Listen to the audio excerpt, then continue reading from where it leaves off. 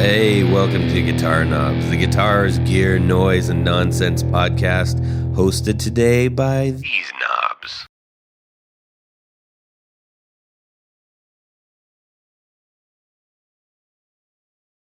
Tony Dudzik, Pick Guardian. Jared Brandon Wound Pickups. Hey, everybody, it's me, Todd Novak. Welcome to the Guitar Knobs podcast. We are thrilled to death that you are listening to our show, the Guitar Knobs podcast. This is a pretty special show. We're doing this one on a Saturday, which means that we've got somebody coming all the way from somewhere else. Wow, really? I know. Yes. Somewhere else? Yes. Let's just mix it up real quick and do a quick introduction. Who is someone else from somewhere else? Somewhere else. Someone else is me, Diego, and somewhere else is Madrid. All right. Hey, Madrid, Madrid. Spain. Yeah. And we are, so far, the internet's working pretty good. I'm going to knock on some wood real quick. Knock here. on wood, yeah. Yeah. So, Diego, you are the owner and purveyor of what guitar brand? I am the owner and master builder of Diego Vila guitars. Diego Vila Guitars. Awesome. Yes. And the way that I remember the Vila is not from Bob Vila, but from Pippi Longstocking, the Vila Vila Kula. So, I'm just saying, you know. Hey, I never realized you were a Pippi Longstocking. Oh, man, when I was Todd. a kid, that was hey. Really? Me? Yeah. That explains a lot. Yeah. Anyways, we're really excited to have Diego on the show. Thank you very much. Everybody out there is listening has probably seen, especially one of his guitars really making the rounds especially on Instagram. It is absolutely gorgeous. We'll get into all that business in a little bit. Where can people go check your guitars out on the internet right now? Well, in Instagram, in Diego Vila Custom Guitars. In my website, it's guitars.diegovila.com and Reverb, I think, and that kind of stuff. Okay, perfect. All right. Well, we're going to be really excited to hear about your story and all the things that you're bringing to our guitar community in just a little bit. We've got a loaded show. We're very excited. As I mentioned, as should you be, doggone it. Yep. So we got a couple of announcements real quick. We want to thank Rode Mics. Now I wait for those cues. We're using the Rodecaster Pro, this beautiful machine, and I was happy to talk with Nick from Rode, who they've been on a leave of absence due to all the nonsense that's happening. But I was like, dude, are you okay? Are you still working there and everything? And so we had a nice little chat. And we also just had the big Rode giveaway, which we're just thrilled to be able to do. So thank you so much to Rode for providing that stuff to one lucky listener on Instagram. That is a lucky listener. Man, oh man, what a great package. And thank everyone for signing up to win that. We will continue to have plenty of giveaways and junk, and especially on Patreon. We've got a bunch of those coming up, and we're really excited to do. I didn't want to just gang them all up around, I try to spread it out a little bit. So Patreon patrons, you have good things coming to you. We also are using the Procaster mic. I segued into Patreon a little too soon, but that's okay. You'll forgive me, right? I won't. Let's use some of that COVID tolerance to allow me to switch segues. And unfortunately, we're missing our articulated arms right now, aren't we, Tony? I love my articulating arm. Yeah, I haven't seen my articulating arm in forever. I know. Well, But I still love the microphone. yes, that's great. Solid stuff. Yeah, I've got a really so we've had an influx of awesome new patrons, and one of which I just wanted to share something. This is from Adam Johnson. Okay. And he wanted to share his 4 on the floor really quick, and we were happy to oblige. So here's Adam Johnson's 4 on the floor. It is a Crybaby bass wah. He uses it on guitar.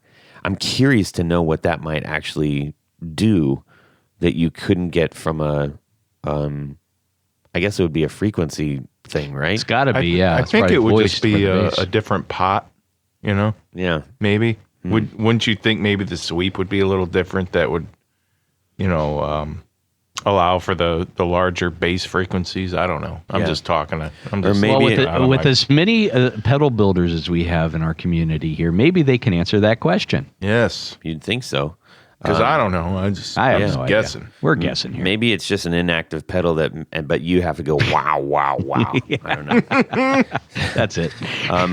Diego, you're a bass player. What? Yep. Can you answer that for us? What does a bass wah do that guitar wah won't? Or why would you use that on guitar? I don't know. I really don't know.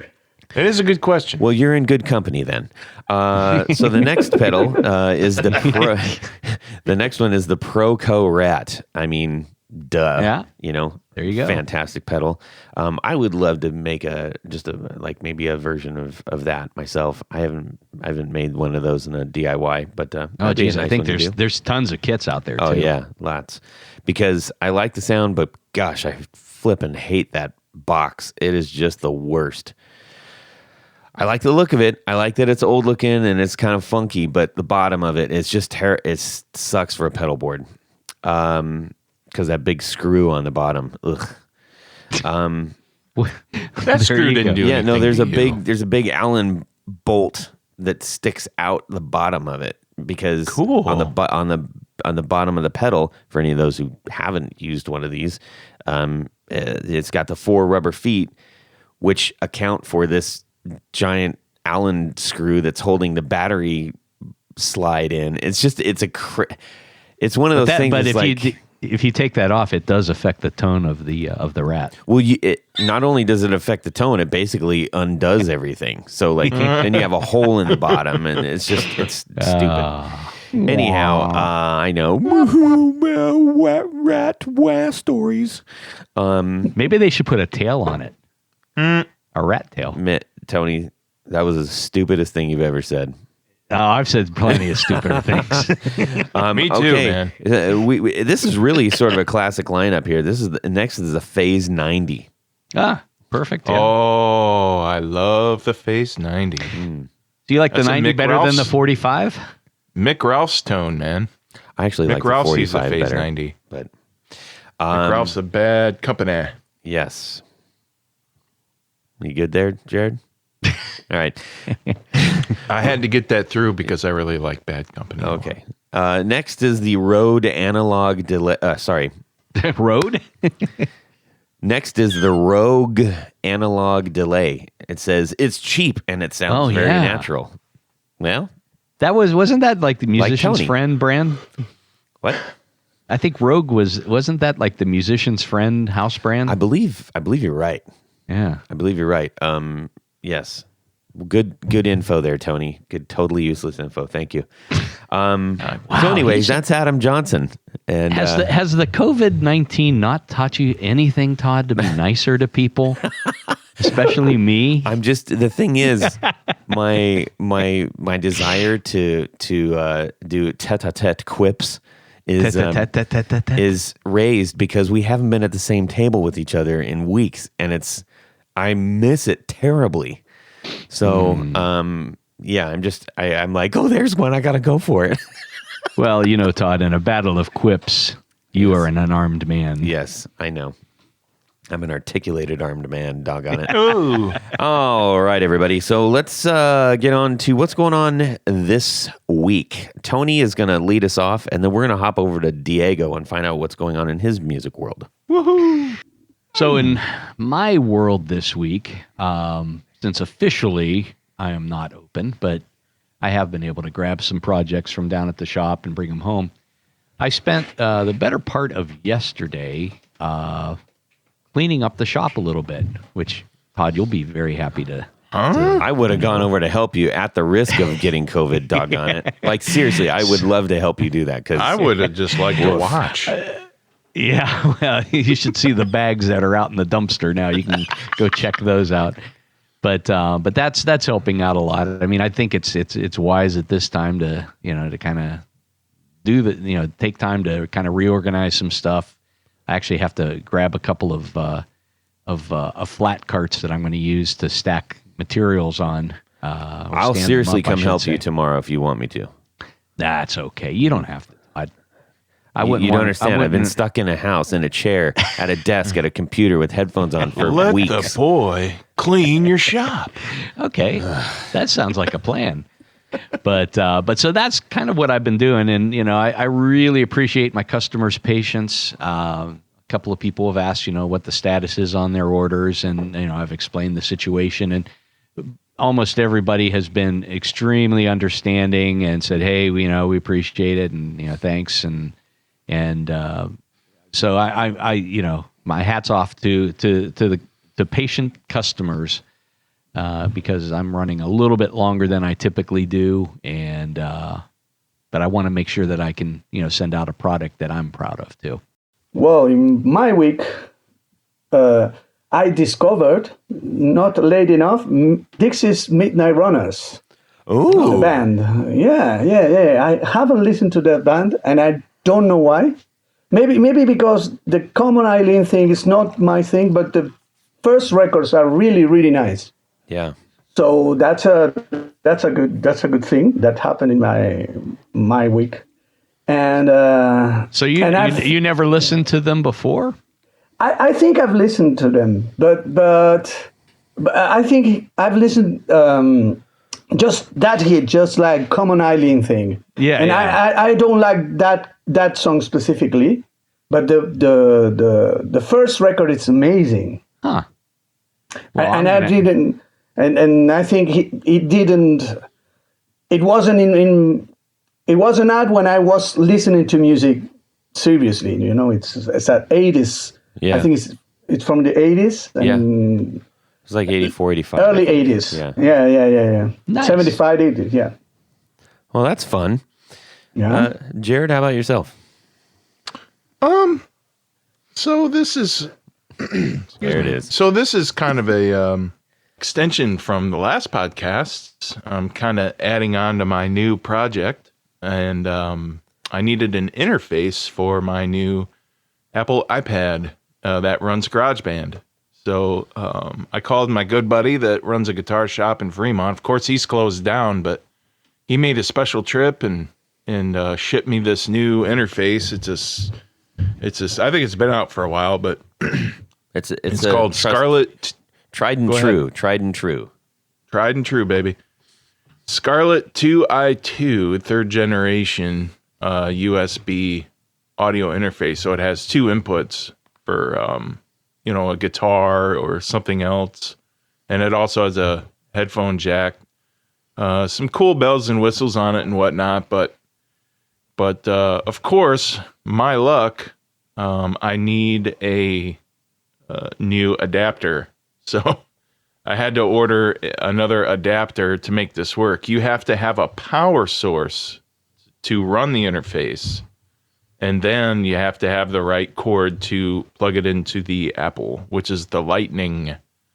We might want to talk after this show because I can really give some helpful advice on this whole situation.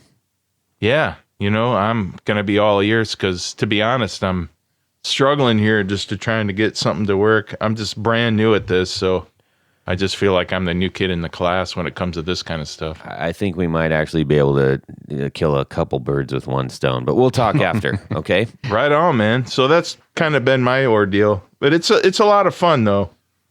Awesome. How about you, Todd? Well, it's music related. I'm going to take a cue from Diego here. So I had a birthday weekend that's gone on for a while because all the shipping is crazy. So every time that something comes in, we kind of have a little birthday party again.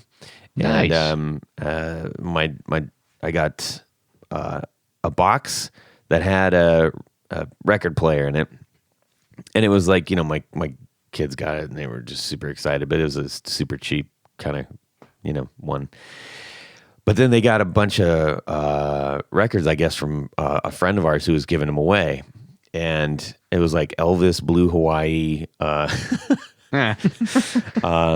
think they're. I'm trying to remember some of the other ones, but the one of the ones that I was excited to put on, because I grew up listening to this on the car trips, was John Denver, and a lot of he's for whatever reason, he's always an easy target, like whenever people are talking about music and stuff. But I'm telling you, he made some good stuff. Some of it's a little sappy, but I'm sat there and once they saw me getting all excited about it, everybody left the room and went downstairs and watched TV.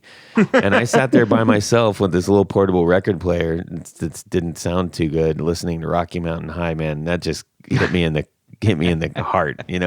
It's just good stuff. You can't. Yeah, it's undeniable. You're not human if you listen to that and you're like, I hate this. Yeah, I know. My uncle's favorite artist was John Denver, and my dad used to play his songs all the time on the guitar, so that's what I learned. Yeah. So now when I go to the family reunion, they're like, "Hey, Jared, play that Denver tune." I'm like, yeah. Okay. And I play it, and everybody sings along, and it's like, when I'm at the reunion, I'm in a world where John Denver is awesome. Yeah. Yeah, it's kind of weird because it brought up like all kind of road trip memories and stuff. I was cooking the other day. I'm like, I got me all fiddle, got cakes on the griddle. Nothing. I'm just making food. So I'm like, oh no. Yes, the lyrics that are permanently burned into your brain. Yeah. Sun's coming up. I got cakes on the griddle. See? It's like, how? That's not. It's great. So, anyways, that's funny stuff. Considering what I play. Mostly. Not that. Maybe that could be your next tribute band. To everyone's demise. All right. Let's have some of this action. 1, 2, 1, 2, 3. 4 on the floor. All right, Diego Vila from Diego Vila Guitars. To give us your 4 on the floor. Well, the first one, it will be a Sansamp bass driver. It's a thing that I've learned a lot after I started to play, that you have to have a preamp that can be plugged directly to the console, because every guy in a bar is going to be willing to not to mic your amp. So if you want to sound like a bass player, you have to have one. And Sansamp, it's I've saw it in a guy from a very strange English band who was playing in a very little pub in Madrid. I saw one on him and said, well, what are you using? Said, this is a Sansamp, explain me, and sounded real great for that. You're consistent with your sound through gigs and through places. It's just so everybody knows, Diego's a bass player mostly, right? Yeah, no, not mostly. Only a bass player. I'm a lousy guitar player. Yeah. Yes. Okay. You and Todd have a lot in common. Yes. No, I was just going to add that that Sansamp product. I've used the bass driver. I've got an acoustic DI. That I don't know what magic they work over there, but it is. It's just as you said, a very consistent. Yeah. Pedal that gets a good signal, whether you're going into a board or even into a secondary amp. So they do a wonderful job at Tech 21. Yeah. I don't know what they're doing because it's all solid state. There's no valves, but it sounds valvely. I don't know. It's amazing. And it's portable. And it's portable. That's the good thing about it. That you can bring it to gigs and sound the same in every gig. Exactly. That's a must-have for a bass player. Absolutely. What's number 2? Number 2 will be, it's going to be after that, but it's a limiter enhancer, the LMV3 from Boss. Okay. It's all about consistency. I like to be a solid bass player. I know some part of the band relies on me, and what it does, it's one of the pedals that when you put it on, you say it is working, and it is. Dynamics in bass are very particular because high strings are really thin compared with low strings. So to have a consistent dynamic on a bass, you have to have or a limiter enhancer or a compressor to be solid, to be a solid bass player. And I most of my life I've played in trios. So you have to be rock solid in a trio. Mm-hmm. So that will be it. Okay. So what made you choose a limiter as opposed to a compressor? I don't know. I think it was cheaper. That's at that time. It was an economic situation. Yeah. I needed something to say, okay, what's the thing? This is like 200 and this is like 75. Okay, I go with the 75. But it works really nice and it's very transparent. You don't hear anything that you don't need to hear. That's what I liked about it. Because a compressor can do strange things, not bad, and maybe you can have a good sound with a compressor, but with this one, the sound is really what you want to go, and this is only making you sound more solid. Mm-hmm. We've talked about compressors so many times and sort of some of the mysteries about those and stuff. And on guitar, obviously they can do very, very specific, very drastic things, or they can do things that are barely noticeable. But It's funny because you're the only person that's ever done Four on the Floor that's mentioned a limiter. Yeah. And to a certain degree, a lot of the purpose that people are using compressors might actually be more effective in a limiter. Maybe. Yeah. Yeah. I mean, basically a limiter is essentially half a compressor. It just squashes the loudest parts of the signal. Yeah. Yeah. I wish I had one of those for you. See, I can't resist. That's what the gotta mute get button them in. is for. All right. How about number 3? Number 3 would be an Electro-Harmonix, big muff for bass.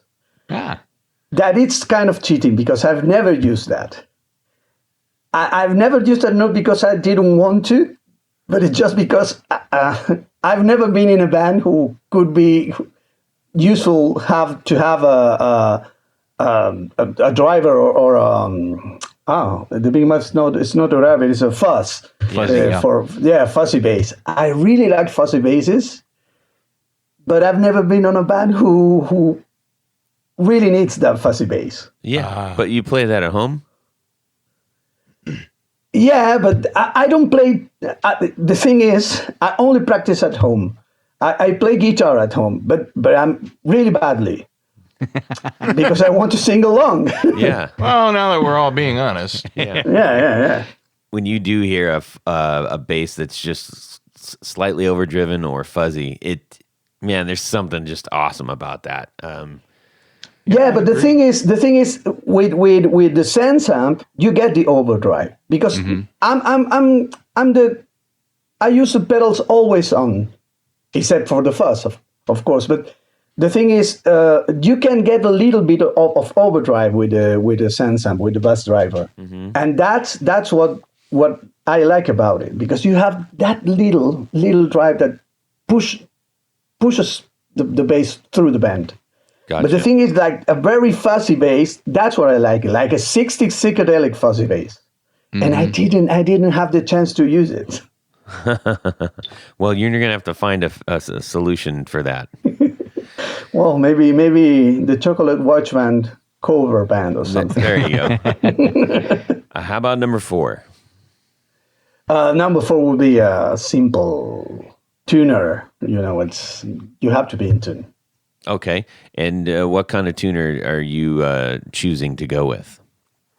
Boss tuner. Simple, reliable, Boss. Okay. And replaceable, too. Yes, that's Yeah. true. You can get them anywhere and everywhere. Yeah. And, bass players typically, especially if you have a really nice bass, it's not like you have to be sitting there tuning all the time. You got to be in tune to start out with, but I know. Yeah, but when it happened that you're not in tune, you're not used to tune, as fast as a guitar player. Yes. Yeah.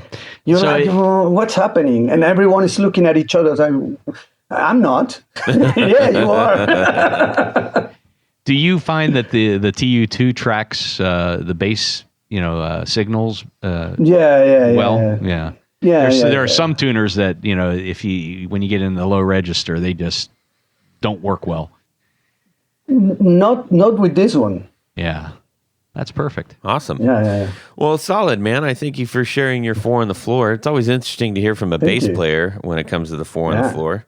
I know that there's a lot of bass players out there that listen to the show, and we'd like to get more on, so we appreciate that. Right before we jump into Diego's interview, we want to just give a quick shout out to John Finnell. He's a music producer and recording engineer who has been housing our podcast at his studio, Relay Recording. And, nice. Even though we're over and we're all in our own houses right now, a lot of our stuff is still over there, as is his. So we're all just trying to get by. But John is extra special at getting a fantastic guitar tone. He's a guitar player too. He actually did one of our 101s, which is so you're about to go record your guitar, and that's all the things that you might want to consider as you're about to do that. Very, very helpful and informational. So if you need John to help you find your best guitar tone for your band, check out johnfintel.com, JONFINTEL.com, and relayrecording.com. All right.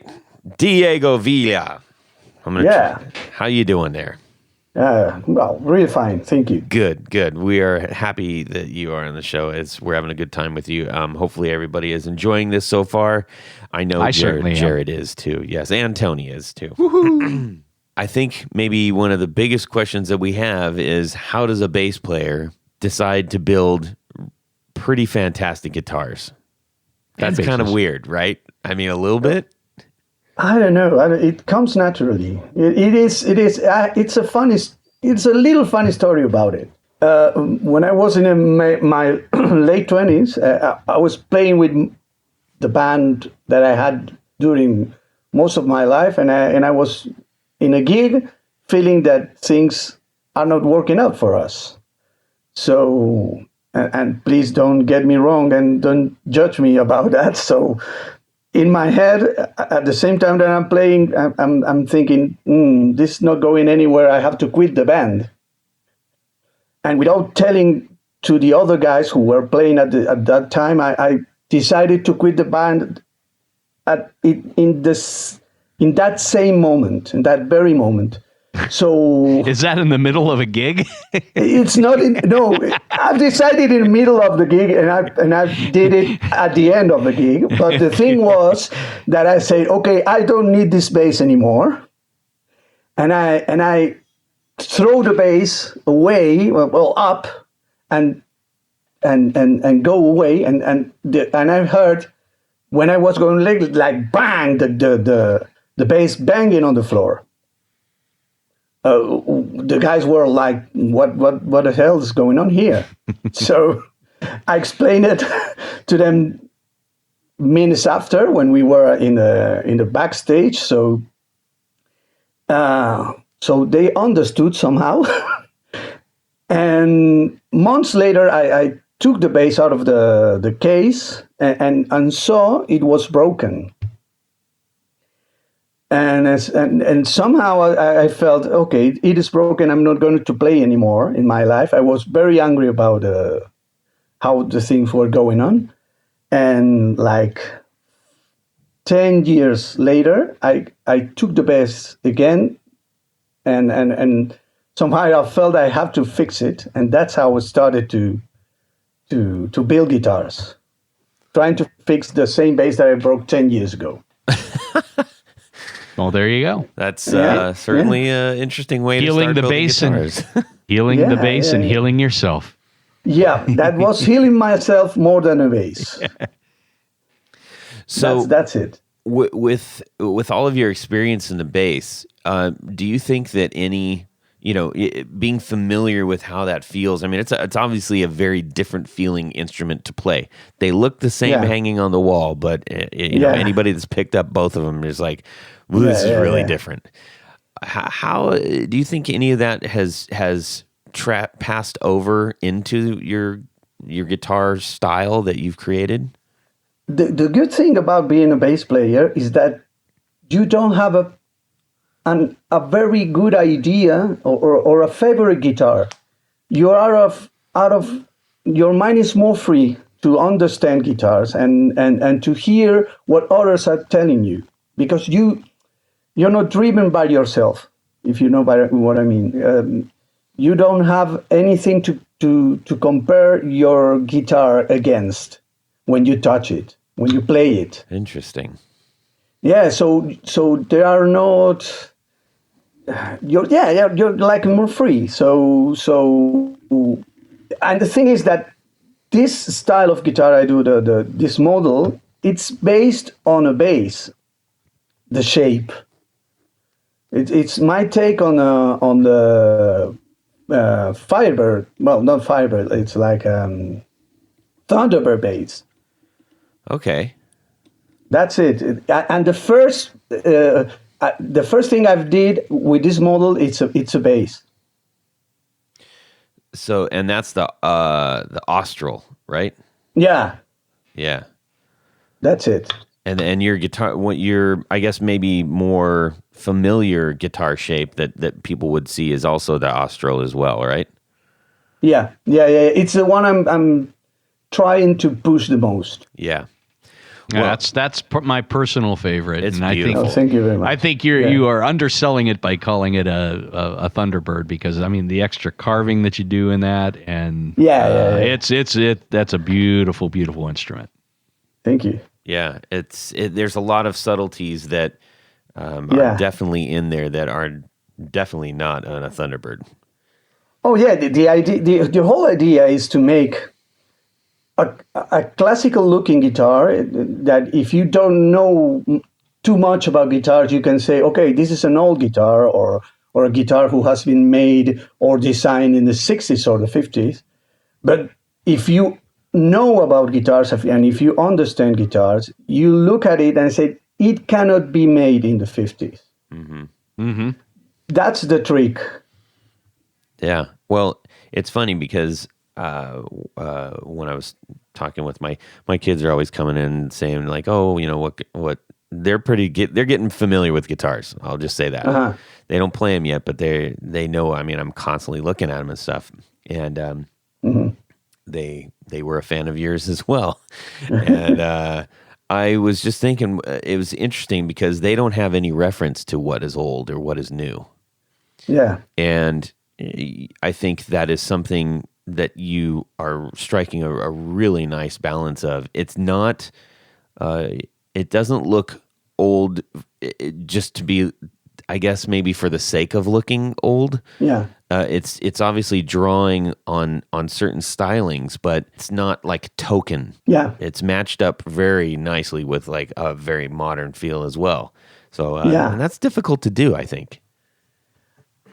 Yeah, I don't know. It's my aim. It's what I wanted to do.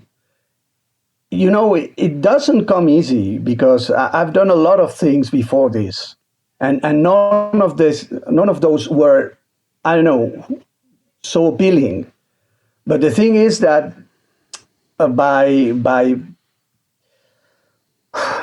basing your designs in old designs, I mean, it's an electric guitar, I'm not trying to invent anything new, and I really like it as it is. So when you want to interpret something that it's old and it's established, you have to do. You don't have to move away so far to do something appealing.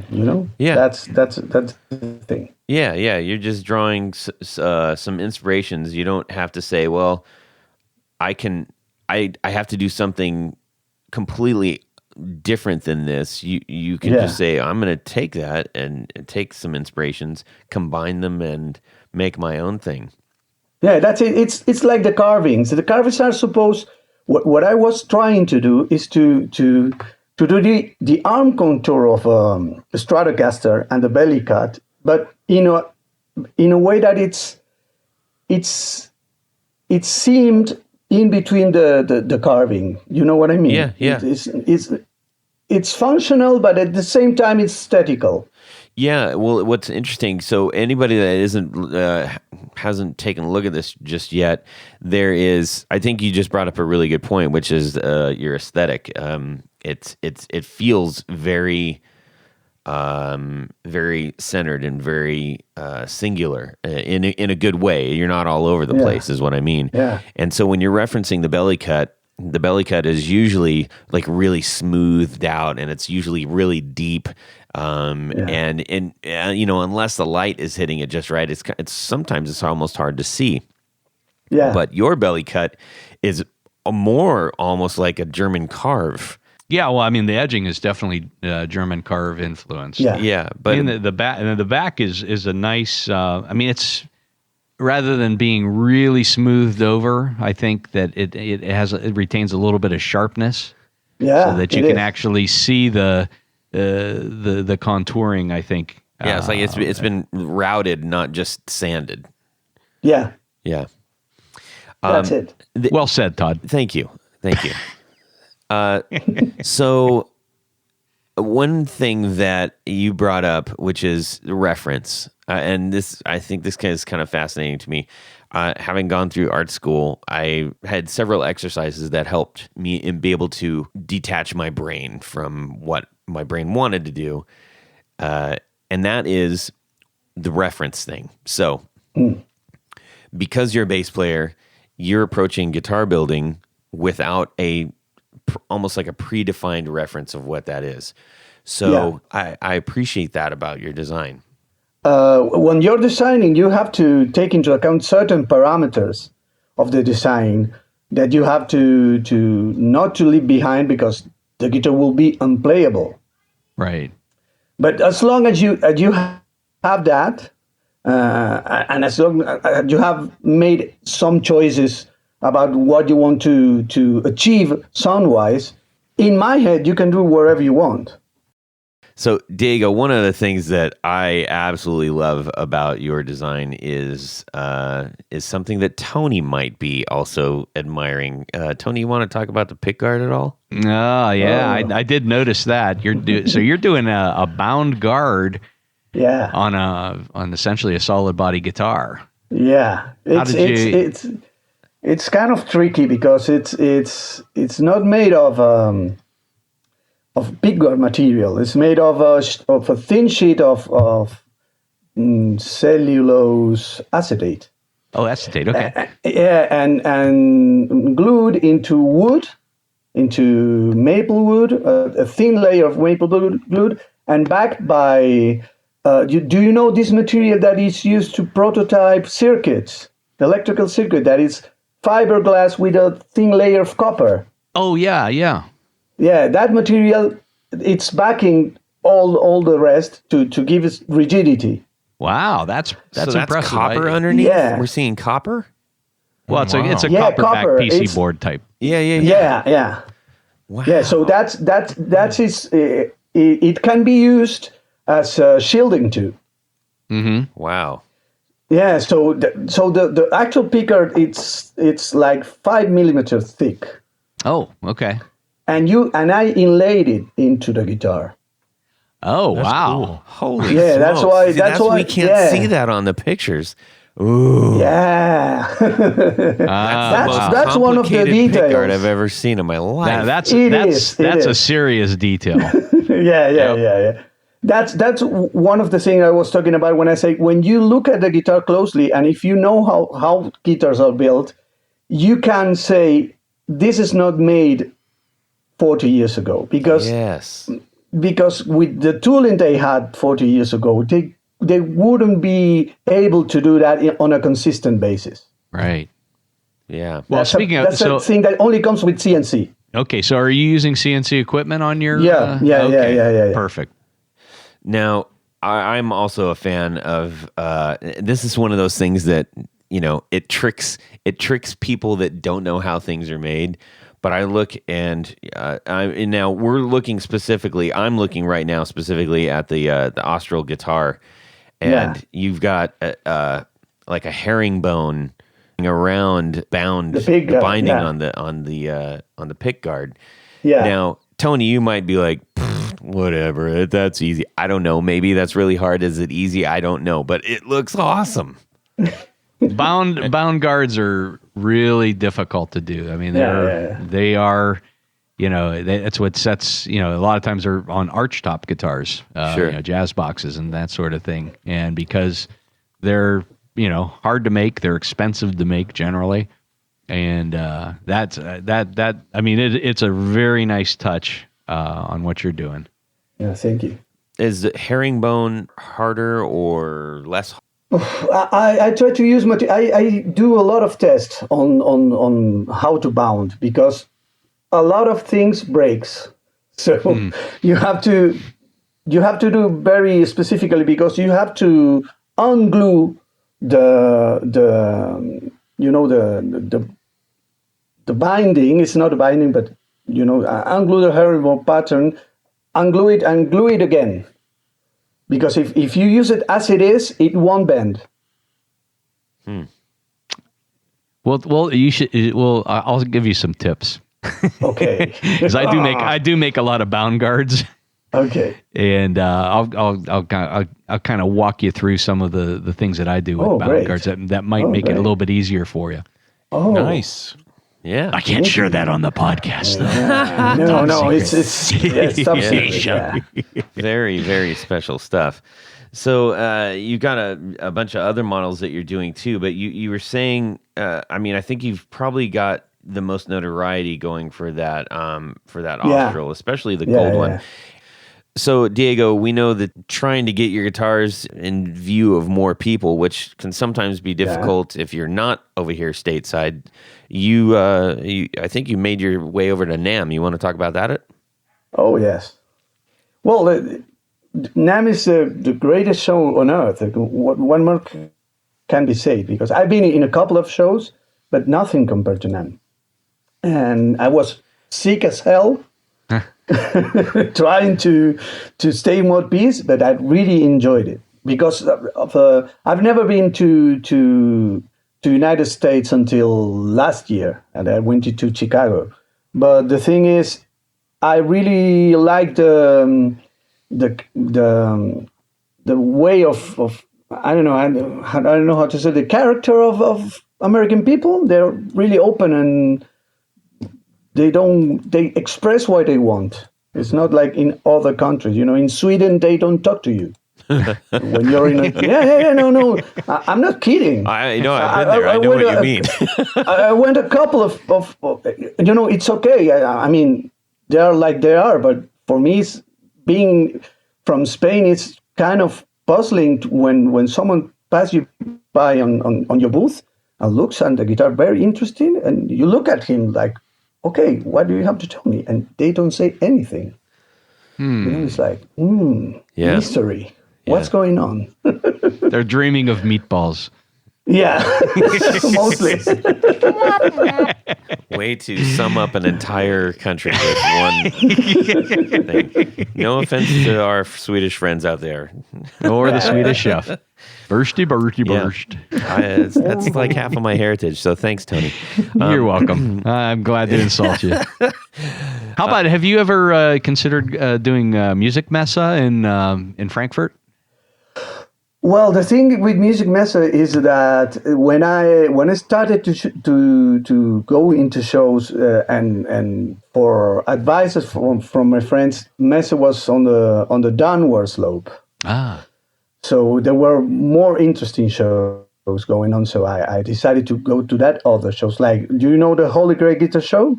Yes. Okay. Yeah, I've been there last year. Last edition wasn't last year. and it's great. For me, it's way better than music method. Yeah, I think sometimes the shows get so big that if you're a relatively small displayer, you kind of get lost in the shuffle. I mean, even at the Winter NAMM show is maybe a little too big sometimes, but But I know Mesa is definitely bigger. NAMM is doing a very interesting thing about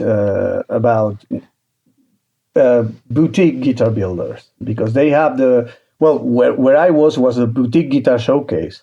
Mm-hmm. And it's a thing that it's a new thing that NAMM is making, and it's better for the small builders. I cannot go with more than 4 or 5 guitars on the NAMM.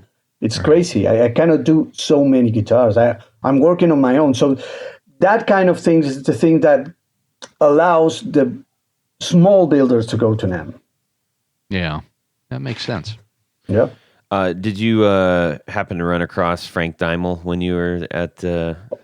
We are very good friends. Oh, that's awesome. I like to hear that. It's like it's kind of like, when you think about TV shows and you're like, you wonder if people are friends outside the show. And it's like, that's nice because Frank's our good friend too, and we like him a lot. Yeah. That's pretty fun. He makes amazing guitar. Oh man, yeah. Someday we're gonna have a knob European vacation. I think that's going to have to happen. And that would be fun. Interesting. We can go see all of our friends over there. Yeah, for sure. And a legitimate tax write-off too. Oh yes. Yeah. Also. Now you're talking my language. Yeah. So Diego, how many guitars are you basically able to build in a year? Yeah, it depends, but I think that the most if I'm not finishing the guitars, if I outsource the finishing, I'll be able to do like 30 to 35. Wow. Okay. That's pretty good. Is this your full-time? That's not your full-time job, right? Yeah, it is. It is your full-time job. Yeah, but it takes time, binding the picker and all this, and for me, it's a very good number. I work just on my own. I don't have any helpers. Wow. Right. That's neat. The reason I was surprised is because what I'm finding is that fewer and fewer people have this as their sole, I guess a job, I do repairs too and setups. Not right now because of the COVID and things, but I do. But it's the only mean of earning money I have. Yeah, sure. I get you. So, tell us about the guitar community in Spain. Okay. Well, we have a lot of Spanish guitar builders, of course. Mm-hmm. The most sought after are there, but on the electric side of things, I'm in an association called LUCE, LUCE. That is it's the Spanish Association of Electric Guitar Builders, and we are about like 20 or something like that. Oh, that's cool. And there are a lot of people making really, really interesting stuff in Spain. So another question I had was, is it really easy to get select woods there? In Spain, yeah. It is easy because we have the tradition of making musical instruments. Right. And we have a couple of dealers, of specialized dealers on musical wood that are really, really nice. You know a shop called Mad Inter? I'm not familiar with them. No. Yeah, it's they have a ebony plantation in Africa associated with Bob Taylor from Taylor Guitars. Ah, okay. Right. So, and they are like, I don't know, 30 kilometers, 40 kilometers away from my home. So I go there personally to choose personally the wood. So it's really easy for me that. That's nice. Another guitar builder I know locally said, yeah, ebony's kind of hard to get in the United States. I think he said that about 3 or 4 years ago, but I'm not sure what the case is now. But yeah, I was just kind of wondering. It depends on where you live too. Right. Yeah. Laws and. So speaking of woods, I noticed that you have using traditional, mahoganies and things like that on most of your models, but on the Austral guitar, at least, you're using a pine body. Can you tell us about that? Yeah. Well, do you know that I think your word that Leo Fender used pine for his first Telecaster. Yeah, the snakehead. Mm-hmm. Right. Yeah. So that was around my head. That was in my head for a long time, and I don't know why. One day I decided to use pine, and I really, really like it. It's an easy wood to work with, and it's relatively light too. Yeah. It is. And inexpensive. And inexpensive, and sound-wise, it's very interesting because it's brighter than swamp ash. But it's more or less on that ballpark. Mm-hmm.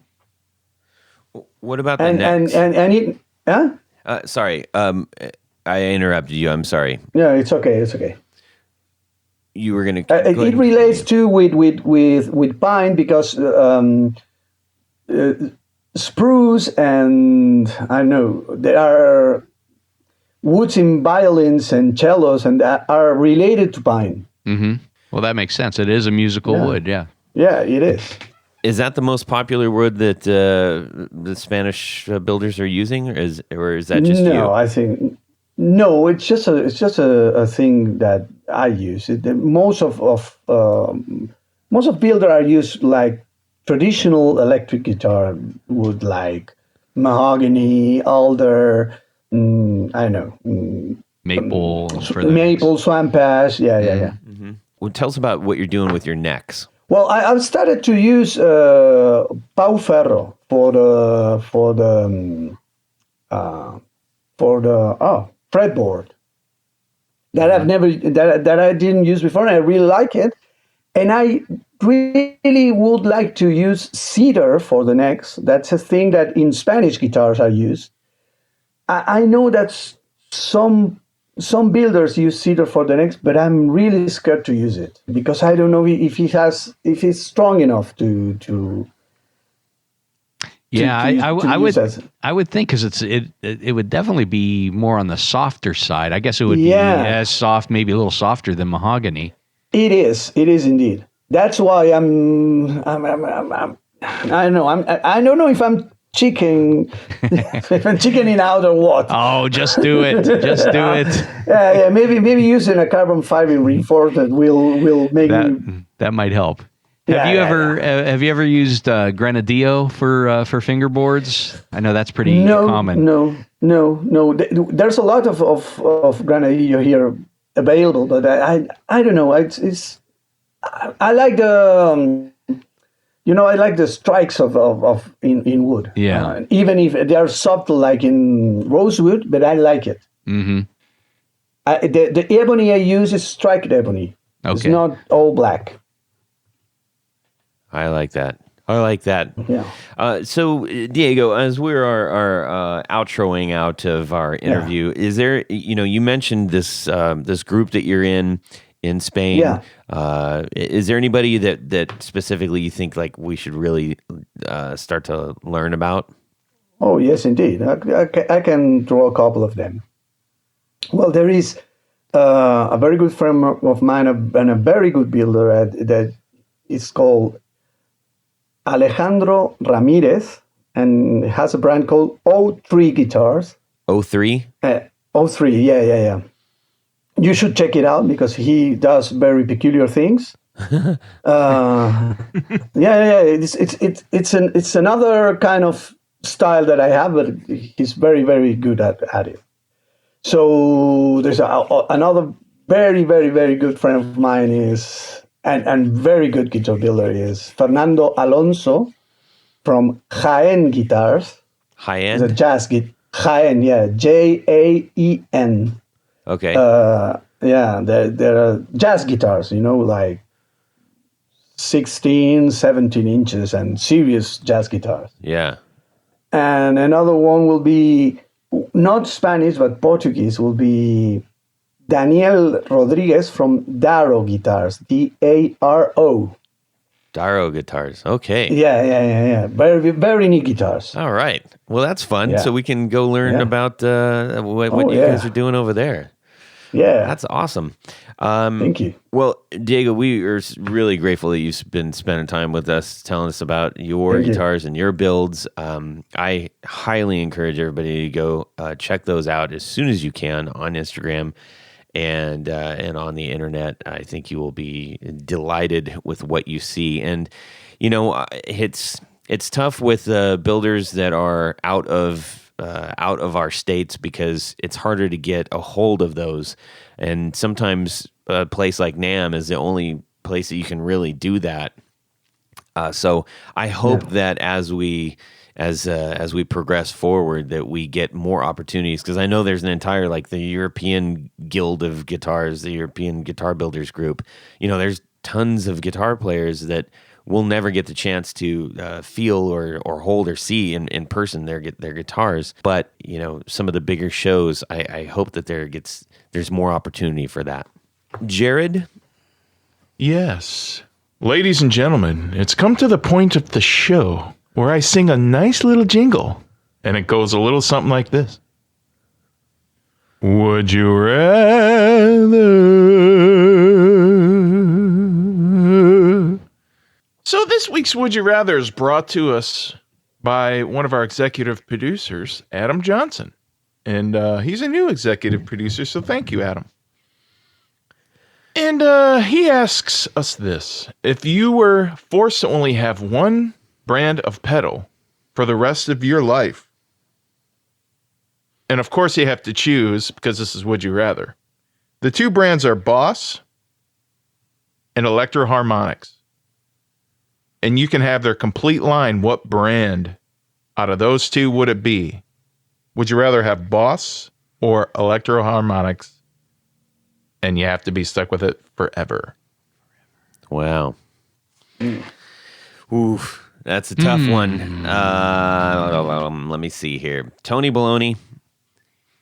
Wow. Okay. So, I mean, I really like some of the really avant-garde pedals that Electro Harmonics has put out.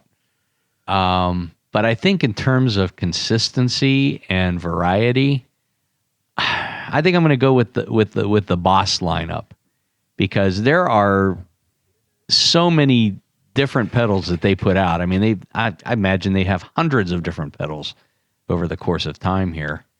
And they make some pretty good stuff. I mean, they're to me, Boss has always been kind of like the baseline for effects pedals. And people have taken those Boss designs and, made some changes internally, whatever, and have made some improvements and what have you. But I think the baseline has always been kind of the Boss lineup. So I'm going with Boss.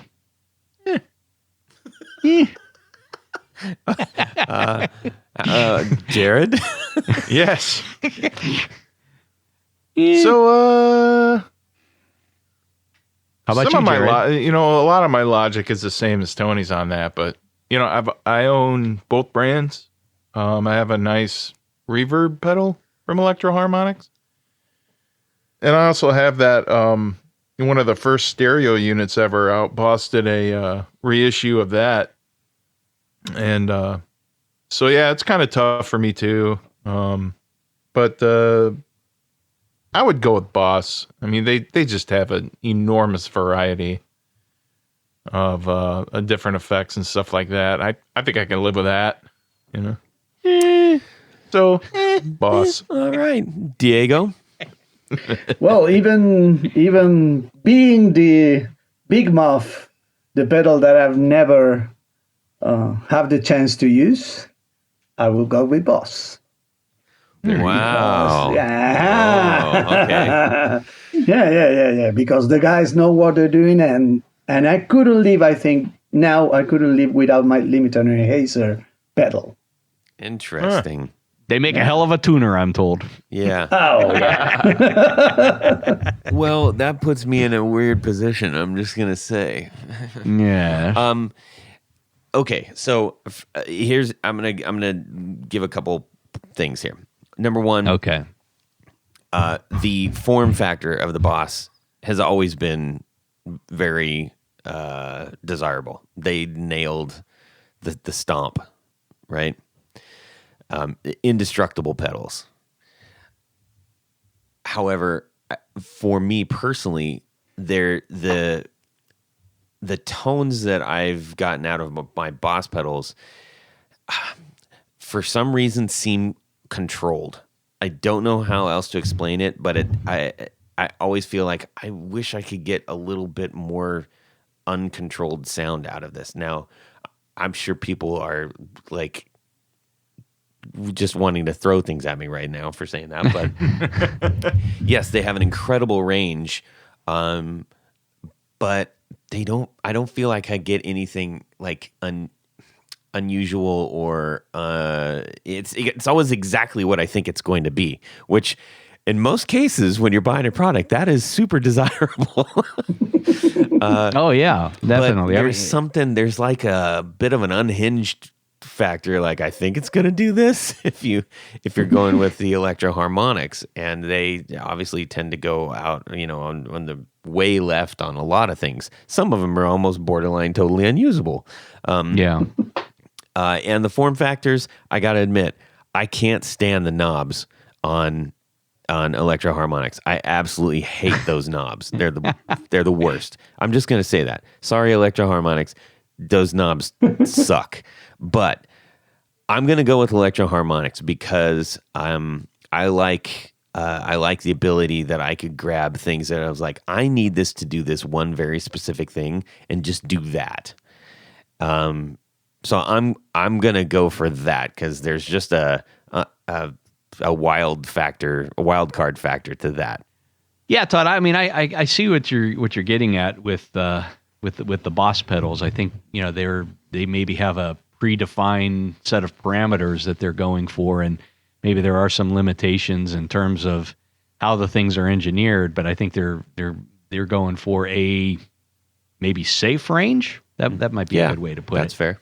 But I do I have to say the Electro Harmonic stuff on some of their models, there is kind of this unpredictability or wonkiness that is kind of fun to play with too. So, yeah. And by unpredictable, we're not meaning like, is this going to work or not? It's just like some of the sounds you get that's the unpredictable. Right. So, yes, just put some better knobs on it, guys, for Pete's sakes. Todd's all about the knobs. Oh, man. Yep, that's what matters. The worst. All right, that was super fun. Tony, Yes. we got a couple people to thank. Yes, we do have some people to thank. These would be our executive producers. Ooh. Now, somebody's out there saying, what's an executive producer? And by golly, how do I get to be one? It's very simple. Go over to patreon.com/theguitarknobs. And you can find out a couple of different levels in which you can participate, becoming a patron of this very podcast. Each level comes with its own bevy of prize packages, including things like barefoot buttons and T-shirts and stickers and picks and Keychains and giveaways. Yes. Oh my goodness, you become qualified for giveaways at all levels. Woohoo! But at this executive producer level, you get all that great stuff. But there's one very special thing that you get. And Jared, what is that? You get to have your name read on the thing. Your name read on the thing. And that's what I'm going to do right now. So without further ado, I would like to thank these executive producers: Tom Barazin, Martin Cliff, John Daly, Chris Carney, Darren Gregory, Doug Christ, Michael Van Zant, Ken Sayers, Brian Robison, Michael Senchuk, Stefan Lamb, Johnny Knowles, Anthony Lathrop, John Anglin, Tyler Bray, Brad Partridge, Chris Heidel, John Esterly, Tim Nowak, Doug Gann, Justin Jones, Brett Alexander, James White, Matt Hart, James Pennington, Adam Johnson, Mark Garton, and Steve Keys. Yes. But wait, Huh? there is a level that is just a step above executive producer, and those would be our grand poobahs. Woohoo! So a tip of the old fez to our good friends and grand poobahs, Mr. Jonathan Jerusik, Corey Nigro, David Kaminga, Cody Lane, Cody Foster, Sean S. Yes. And Tommy Manasco. Thank you to each and every one of you. And if I haven't read your name and you're a patron, we thank you too. All right. Well, boy, oh boy, I love hearing that list. Makes me feel good. Makes me feel happy. Makes us feel loved. And it's as long as I've been involved with this, I mean, it has grown significantly. So it just means it's a privilege to be able to thank that large of a group of people who are supporting us on a monthly, daily, and weekly basis. It is, and it truly helps out. All right, gentlemen, Diego, where can people find you?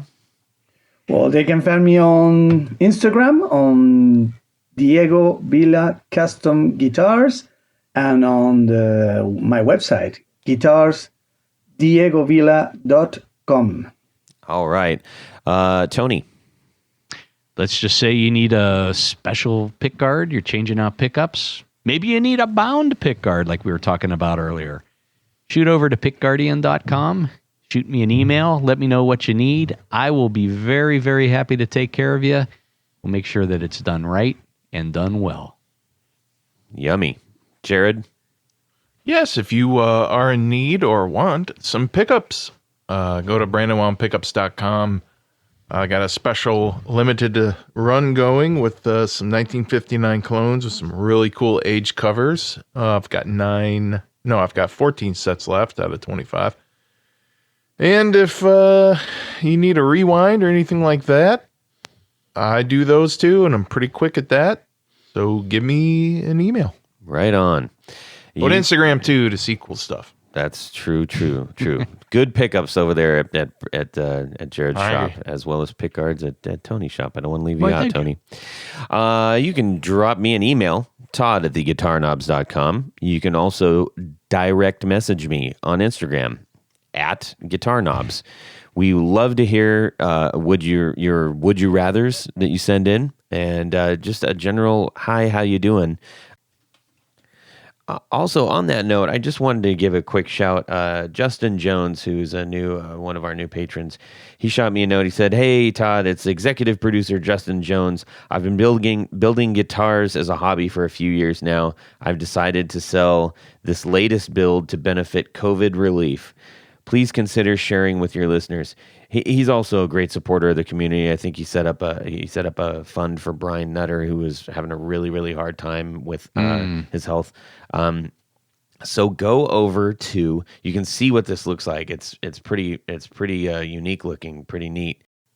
So Justin Motander Jones is the Instagram, and you can check out this guitar, and he's gonna be giving this 100% of the proceeds go to COVID relief. That's pretty awesome. So thanks, Justin Jones, for setting that up. He's got a bunch of other cool builds and great. He's got a nice little Instagram going, so you should go check it out. So, anyways, we're grateful for people like him in the community who reach out to us to share, and also Jonathan Jerusik is building pedals now, and he's gonna offer up something cool. It's gonna be coming. I'm just saying. So, anyways, I love hearing about all these people that are building, that are friends of the show, that are inspired by things, inspired by the builders that we have on, and hearing from stories like the ones that all of you send in. So, much thanks. Diego Vila, we're super happy that you were able to be on our show. Really happy to be here too. Yeah, it was a real pleasure talking with you, and our door is always open to you. So please stay in touch, and make sure everybody you go check out his guitars. Make sure you also have a great guitar week. Stay safe, stay happy, and subscribe. Yeah. Bye. That's better. Test 1, 2, 3. I am the Eggman. Goo goo gajoob. Is that a euphemism or? I'm your Uncle Jared. Yeah, that sounds like a great idea.